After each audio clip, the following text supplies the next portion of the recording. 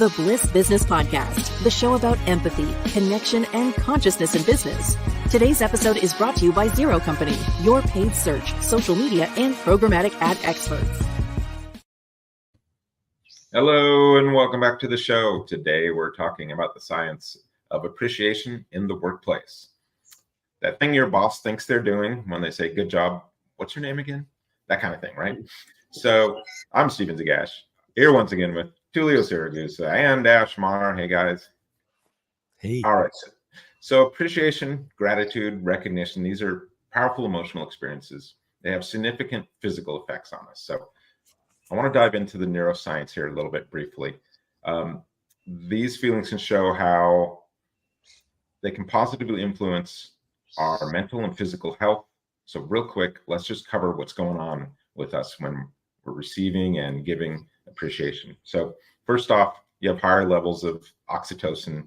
These are enhancing feelings of connection and trust among our team members, leading to stronger, more cohesive teams. This also reduces stress and promotes a sense of calm and well-being. And when employees are feeling appreciative, their cognitive functions such as problem solving, creativity, and critical thinking, these all improve. And this can lead to better performance and more innovative solutions in the workplace.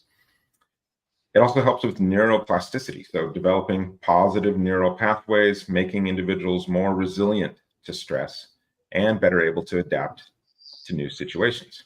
And then, of course, there's the dopamine release that not only makes us feel good, but it also reinforces the behavior that led to its release. This means that when we are appreciated, we are more likely to continue performing well and contributing positively to the workplace. Tullio, I want your thoughts on this last one, and that is that expressing and receiving appreciation lowers cortisol levels, thereby reducing stress. So the key note there is that it's not just receiving it, but expressing it as well. Yeah, and this is such a key thing because we often think of appreciation as something we like to feel appreciated, but it's dependent on someone else doing the act of appreciation. So if you're not surrounded by those who appreciate you enough, you'll end up empty, right? So, but the beautiful thing about I did this research on called the laws of emanation, where when you express it, in order for you to express it to someone, it has to flow through you. So in that act, you actually activate that state of being, that state of mind. So when I'm in a state of showing appreciation towards someone, I'm activating gratitude. That's the only way I can show appreciation. So in that activating gratitude, I experience appreciation and gratitude. I experience all the chemical reaction of, having shown appreciation. But don't let my words, convince you. Maybe we got some stats and some data that Ash can share on this. Yeah, no, we did some research on this topic. So from the impact of employee recognition and appreciation on retention from Gallup study, said companies that foster a culture of appreciation have 31% lower voluntary turnover rates compared to those that do not prioritize recognition. From a study done by the Health Benefits of Gratitude, a Harvard Health study publishing, says people who feel appreciated and valued in their personal and professional lives tend to have stronger immune systems, lower blood pressure, and better heart health, which is actually interesting. Another study, now this is on the impact of business. The business impact of employee recognition is on a Forbes article. Companies with a strong recognition program have 2.5 times higher revenue growth compared to those without such programs, highlighting the economic benefits of fostering a culture of appreciation. So then there's the state of employee recognition. Organizations with strong recognition programs are 12 times more likely to have strong business outcomes. And then the last one, the study done by Employee Recognition, Low Cost, High Impact by Gallup, a culture of appreciation leads to a 26% increase in employee morale and a 22% decrease in workplace conflicts. Wow. Yeah. I like to say that if there's, if you can't do this and be appreciative and express gratitude as just being a nice person, and you're trying to sell this to your bosses, here's the data. Give them some data, and then, you can push it through that way.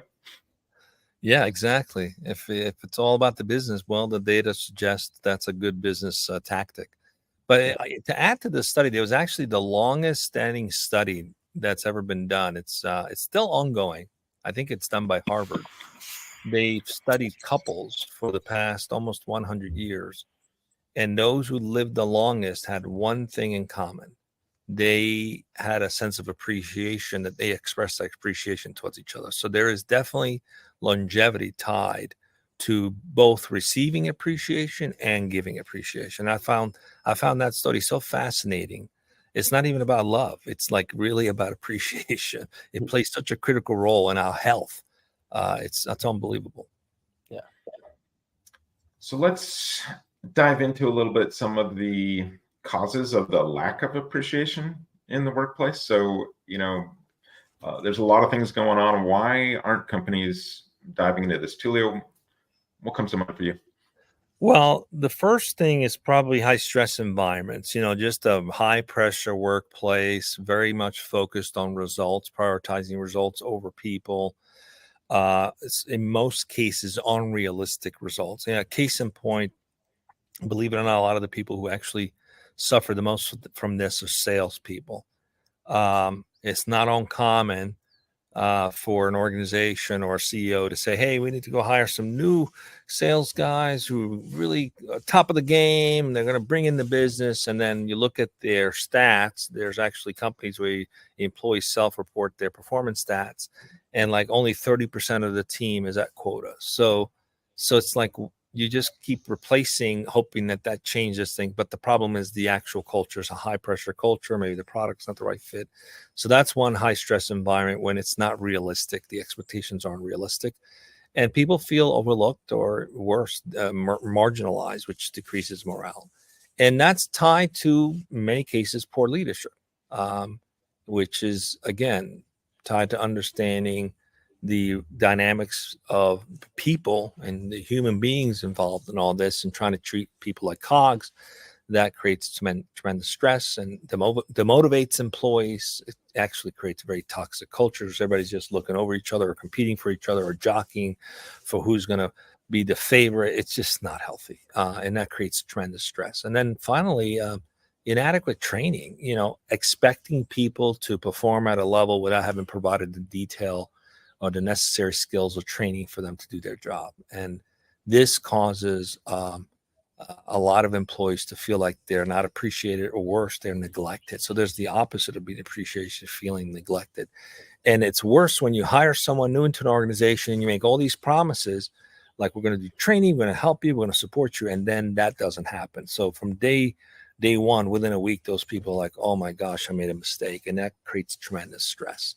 So those are some of the big contributors in the workplace to employee stress, or a sign of lack of appreciation, these kinds of environments. Yeah. Ash, what comes to mind for you? What are some of the areas that you see businesses sort of fail here? So having a little bit of experience, I'm coming from organizations like this where there was a barrier of communication. I think that was a big issue, where everything's super, super task oriented, to the point where you have no time to even communicate with your team or colleagues to convey any level of communication. So that was a big issue there. Another one is, I find that a lot of organizations focus more on the issues that arise and what they've done wrong, and they nail down on those conversations versus strengths and what we're done right. We find when we have optimization meetings with certain organizations, they're mostly focusing on who can we write up for doing something wrong or making a mistake, but do they rarely have conversations of, on a weekly basis, maybe even, hey, what we did right, who we can recognize and give recognition towards, so that few people, individuals within the organization, feel like they are important and playing a part in the big picture, and so on and so forth. And lastly, it's upper management and the culture of lacking systems, right, of recognition. That it takes from the top down to find the value and recognize your employees and understanding the morale boost that it provides them, the mental health benefits, and overall productivity, and just them feeling that they are cared for and recognized for what they're doing, the efforts that they put in. when you're able to build systems into that, I think it's something beautiful, because then it pushes individuals within the organization to communicate and work on conveying, gratitude for things that get done, especially when there are collaborative environments. So I think those are the three issues. It's literally a barrier to people focusing more on the weaknesses and the issues that arise versus on recognizing strengths, and lastly, not having systems built and of recognition. I think fall short. With the systems, we're always talking about that. It's like build love into scalable systems. So we're talking about systems, because otherwise it's just going to be inconsistent, right? It'll happen when there's a motivation, and maybe you have a good 2 or 3 weeks or a good few months, a good quarter, but then it'll just fall off, and you're back to square one there. Yeah. So a couple things that come to mind for me here are employee overload.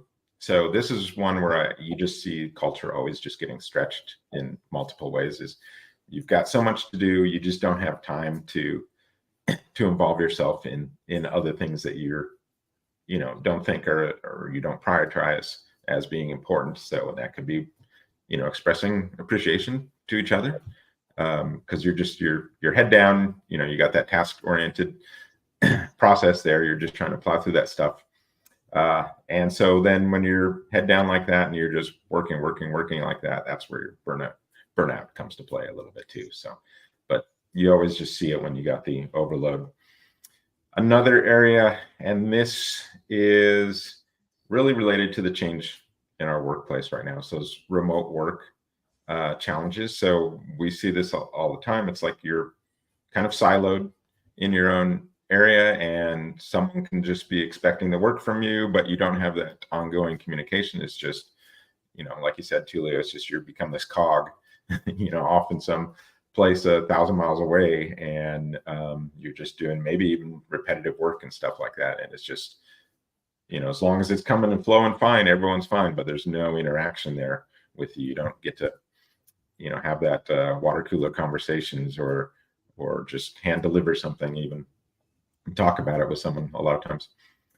And there's also, I think, lack of personal connection is another issue, right? Mm-hmm. So especially in bigger organizations, like I said, at the top of this, it's like, hey, good job. What was your name again? It's this lack of really that personal connection, just because it's just too big. Maybe there's, 500 people there, and you're trying to do the right thing, but you just fall flat. The genuine, appreciation element of this. So you can see that. I want to add conversely to that. I've been in an organization where I remember there was this CEO. This was like thousands of employees, and somehow he remembered everybody's name.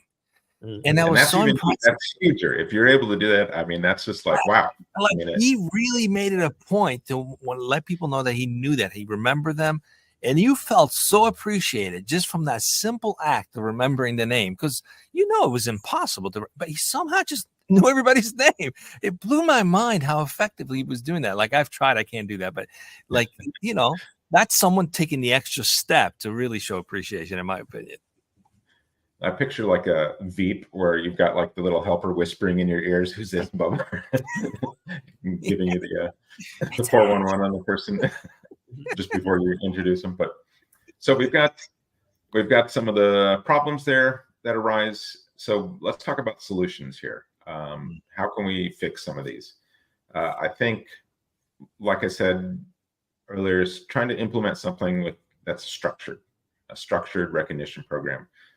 Create this formal program, formal process, something with like what we do is peer-to-peer stuff a lot. So we've got that, hooked up with Slack and something that people can see, this public recognition. And it's just an easy, you've used it, Ash. How long does that take? Like just 10 seconds? Yeah, 10 seconds. Yeah. Basically like a high five. Yeah. Hey, thanks for this.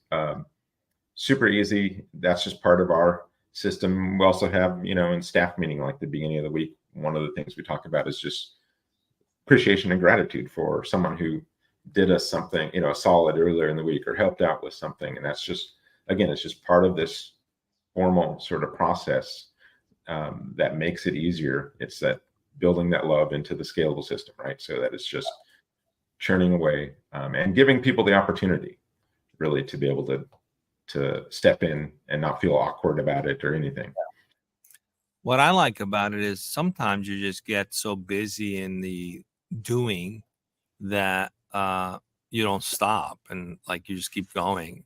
So even if you wanted to show appreciation to someone, you just get so overwhelmed with whatever you're doing that you might forget. And so what I like about having an open system like we do, where you do that recognition openly, so it reminds the other person, like, oh yeah, that's right, I meant to do that for so and so. So it's a nice way to keep it in the forefront all the time. And even if you're the kind who just gets really bogged down in the weeds and forgets to come up for air and recognize people, you just inevitably are reminded. It's like, oh yeah, I need to do that too. So it gamifies it. It creates, if you're going to have some competition internally, that's probably the competition you want to have. Who's going to acknowledge and appreciate that next person, right? Yeah. So it kind of creates a little bit of that sense of like, I want to appreciate someone too. And it really is effective to do it. You know, when we brought that on board, it's again one of those things where it's like, well, I don't know how this is going to go, and I didn't,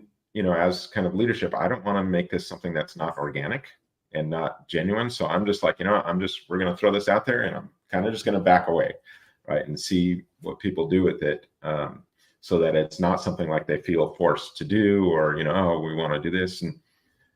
But like you said, it does become this sort of organic thing where it's like, oh yeah, this person mentioned this, I also want to mention this other person, so that it's something that people were very willing, to do, and something that they wanted to do, versus like, hey, I've got to check this off my list, got to do 5 of these, right? It's just, no, it's very organic. And it's one of those things too, where if you just have one person, I've mentioned this before, like, the boss or management, and they're in charge of the appreciation, that's just one torch, right? That's just one person carrying the torch there. But if you've got your whole staff in the peer-to-peer environment, then you've got 30 torches, 100 torches, 500. It becomes this bigger thing, versus that 1 or 2 people having it fall on that, where it's just not very bright light in the organization. So, yeah. Tullio, what else do we got here for solutions? My grandmother used to say, and I still don't get the saying, but I kind of get it. She used to say, the fish stinks from the head, right? When the fish starts to smell, it's the head that starts to smell first. So basically saying the leadership is where you want to address this first. So some of the things, if the culture is lacking a sense of appreciation or gratitude, training the leaders on the value of doing this and the importance of doing this. And it's got to be both the emotional, intelligent aspect of it, but also the data, factual things that we just discussed, right? Because when you close the loop on both, it makes it that much more powerful, right? So as a leader, I want to understand what's good for people, but also what's good for the bottom line. Usually that's the focus, right? So closing the loop on both is critical.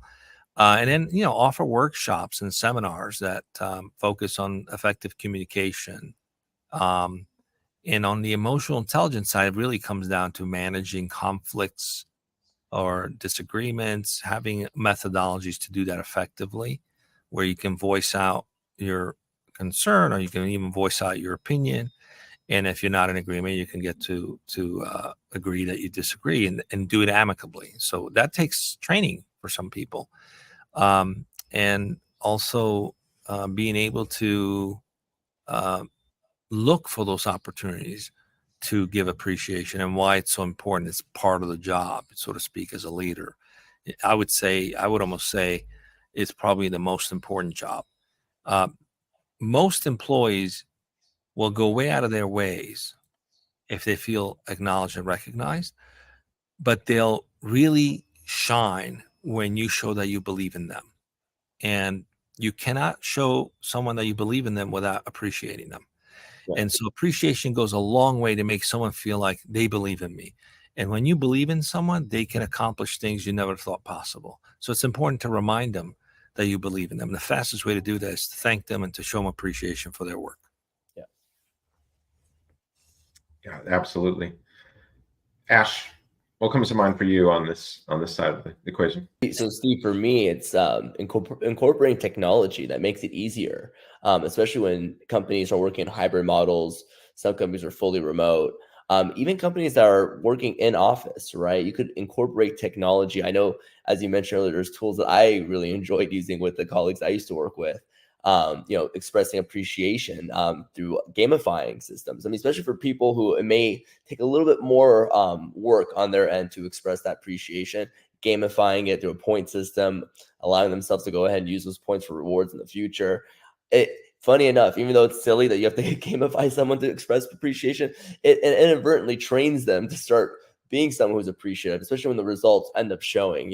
When you see the collaboration, the culture being a positive one to work at, and things are getting done, people start to buy into the idea of the concept of appreciation. Secondly, it's ingraining it in the DNA. As Tullio mentioned, it starts with the head. It's just really having an upper management culture that values appreciation within knowing that the value of what they could gain from expressing appreciation. They know that when teams feel valued, that they're willing to go above and beyond and are going to show themselves when they show that you believe in them. So if they can understand the value of that and ingrain that into the culture, that's another element of how you can really make this happen within your organization. Have people believe in the upper management, and then use technology to gamify within the organization, and you're getting everybody at that point. Yeah, both of those things, they support that cultural growth, right? So technology will just help you continually keep that going. And then, yeah, leadership, just making that part of what you do, super important. That just all gets down into your DNA. So for me too, another area, personalizing the recognition. So you can say like, hey, good job team. And that's kind of so versus like, hey, I really appreciate, Ash, what you did on this one point. I'm very direct in making that recognition. Tullio, hey, you were excellent at this other thing. That just makes it, more genuine, more heartfelt, right? So making sure you personalize it. And then some people respond to it, prefer, maybe they like the public recognition. Some people, maybe that's like the worst thing. Don't do that, please. For me, sometimes I'm just super uncomfortable with like, hey, no. But so yeah, just finding where kind of their sweet spot is, and just knowing someone that well. And then, yeah, like we've said, just encouraging that peer-to-peer part of it. Whatever you can do to encourage that, to empower people, employees to recognize each other. Like I said, it's just if you're the only one who's the torchbearer there, it's just not going to be that bright of a light. So I think those are huge areas just to continue to build upon what you've already done, keep adding to it, keep layering different elements into your business until you're like coming from all different directions, with this. Tullio, some other directions we can come from. I think the other opportunity is to create social interaction, create opportunity for social interaction. And so often enough, when a company creates a budget for something, it's got to be tied to some ROI, right? So most will say, what's the ROI in building a budget to allow for social gatherings, for travel, for team events, for team outings and things of that sort? Well, some of the data points we talked about earlier that Ash pointed out to earlier suggest that it's actually worth making sure you carve out some budget for social interaction because it does have an impact into the organization, ultimately the bottom line. So, lunches, outings, these things are important. If you're fully remote, then make sure when you hire someone that you carve out a little bit of a budget for yearly for them to travel somewhere. Where you have maybe a quarterly meetup somewhere in the middle of the country for a couple of days. These things seem like, it's such a pain to go travel and all that, but they're so important for people to build connection. I'll never forget earlier in my career, we would have these President's Club events. You have to qualify to go to President's Club, but it was something that everybody strived to do because it was such a beautiful recognition. It was like this lavish resort somewhere, and I remember one that was at Hilton Head. It was just like unbelievable, like transformative. And the whole weekend was all about getting recognized, right? You were like really appreciated. They just pulled out the red carpet and made you feel like that. And that's great for those who qualify. But you want to have the mindset of that everyone in the organization should feel appreciated similarly. So, having something carved out just for the elite, it's a nice thing, but make sure you carve out something for everyone, because everyone in the organization has the potential to be the elite if you give them the proper recognition and you show them that you believe in them. And so that's the key thing. So it's an investment into the future. So those, after hour things, all those things still play a big role in creating recognition. If you're remote, give a little budget for people to go have an after hour event with their family, but it's still a form of recognition.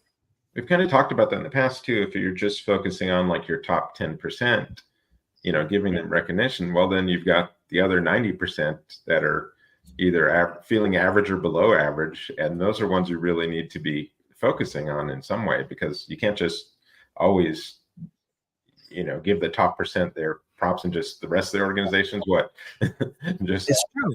And there's always been the saying, the 80-20 rule, right? 20% of the organization produces 80% of the results.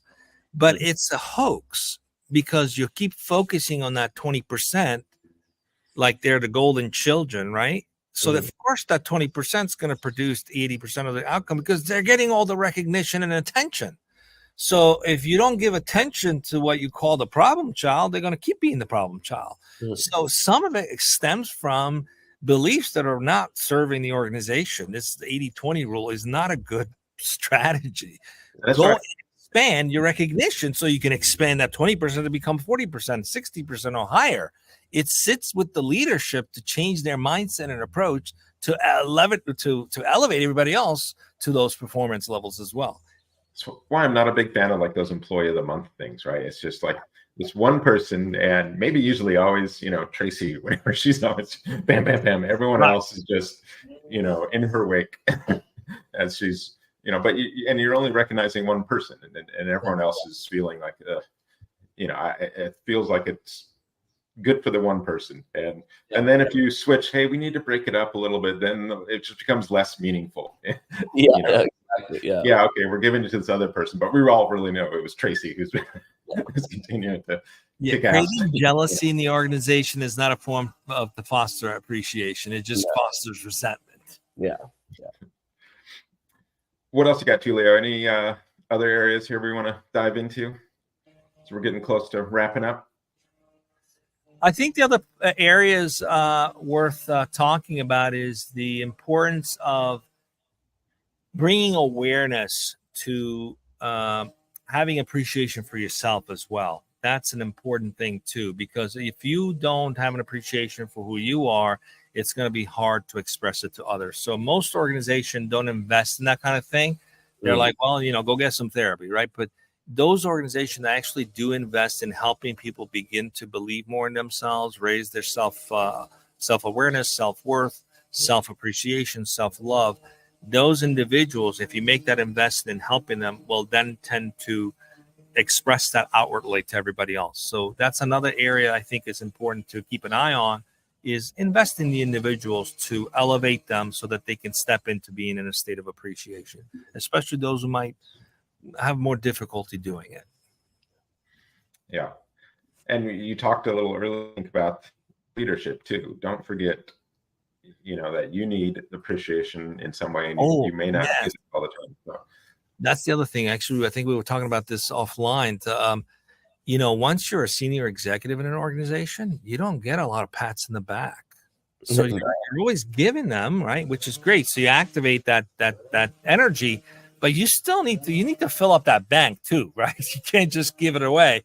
So a little pat in the back, it doesn't happen as often. So join a peer group. There's plenty of peer groups where you can create an environment where you have the support that you need, the pat in the back that you need to get the recognition you want, because the higher you go in the organization, it gets very lonely, especially for CEOs. So, those CEO peer groups, they're not just about learning. It's about connecting with people who are going to appreciate something you have to contribute, who understand the need for the pat in the back. And you're not going to get that always from the organization. So that's a key thing. The other thing you could do is you could create a culture of, it's okay to recognize the executives, right? Invite that, encourage that. so that everyone feels that they're in this sense of equivalence, that we're all the same human beings that need that recognition as much as we need to give it. Yeah, I feel somehow we've got a good enough culture at our environment where I feel like, occasionally, like I said, no, don't give it to me. But so I feel like we do a pretty good job with that. But I know other cultures, no, they're not hearing it at all at that level. And we talked about this with like the hospitals and the nurses, not feeling appreciated from the doctors, but then the doctors not feeling appreciated by the administration. So it just kind of works its way up the ladder where everyone, they need a little appreciation now and then. So let's recap here real quick. We talked about the neuroscience of appreciation, understanding how dopamine, oxytocin, cortisol, how these impact you physically and can help you or make things worse. We talked about appreciation, how it enhances engagement, productivity. Ash went through a bunch of stats related to that. And then we've got some practical solutions here that hopefully you can consider implementing, some structured recognition programs, daily appreciation practices. I think that's something we do all the time really well. And trust me, it works really well. That's it for today. Remember, expressing appreciation is not just good for the person receiving it, but good for you too. Thanks for listening. We'll see you on the next Bliss Business Podcast.